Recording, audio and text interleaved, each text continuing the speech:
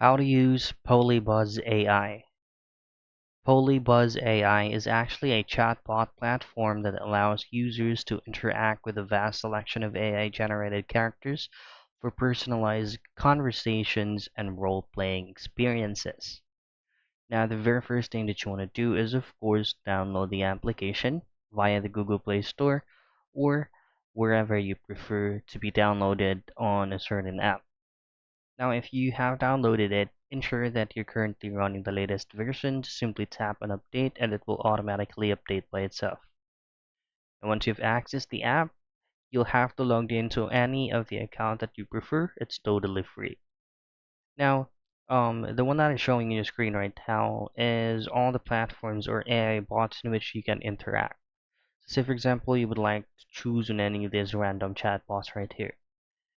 Now the options that you can do is just do drag down the specific portion of your screen so you can also interact with other chatbots. To start chatting with chatbots, you can randomly type in any message you want. And then as you can see, there are introductions of that certain chatbot that you can go ahead and interact. Below is your homepage, your chat box, the plus discover icon, the plus discovery channel icon, and your profile icon.